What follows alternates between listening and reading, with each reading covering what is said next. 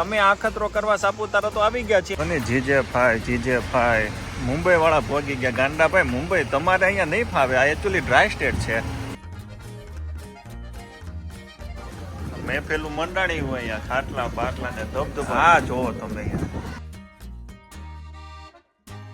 અને આ સ્વિમિંગ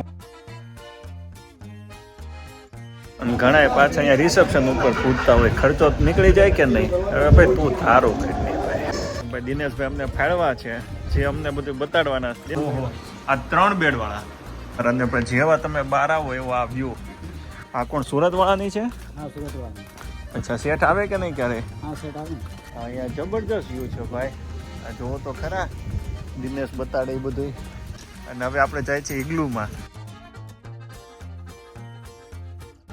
સગવડતા હોય તો અહીંયા 1 નહીં 10 વખત આવે. આ જે ફીલ છે ને આખી અલગ જ છે. પૈસા કમાવામાં ધ્યાન રાખો તો આવા જલસા થાય ભાઈ. બાકી કે હું લઈને આવ્યા હતા ને હું લઈને જવાનું ભાઈ, ખોટી ફિલોસોફી રહેવા દો. જલસા કરવા હાટું કમાવવું પડશે. આમ જોવો તો ખરા, આવી જગ્યાએ બેઠા બેઠા આ જોવો, સામે ટીવી હોય ને માથી એસી હોય અને મનગમતું પરિવાર અથવા પાત્ર અથવા તો આપણી વાઈફ નતર કોઈક બીજાની કોઈ ગમે હોય, ટૂંકમાં XYZ સ્વર્ગની તમને અહીંયા અનુભૂતિ થશે. અમે જઈ રહ્યા છીએ ડિલેક્સ રૂમ. ડિલક્સ ને ડિલેક્સ રૂમ ભાઈ. ડિલેક્સ રૂમ આપણને એક જ રૂમનું નામ યાદ છે, ડિલક્સ રૂમ. ગમે ત્યાં જાય ડિલક્સ રૂમ. આ મોંઘવારી માજા ન મૂકી હોય તો અહીંયા જવાય. આમ જોવો તો ખરા આ બધું. હવે આપણે ક્યાં જઈએ છીએ દિનેશ? એડવેન્ચર. દિનેશ લગ્ન કરી લે ને એટલે એડવેન્ચર જ છે હો. ઓલું તે ઓલી ગોલ્ફ કાર મગાવી લીધી તો સારું હતું.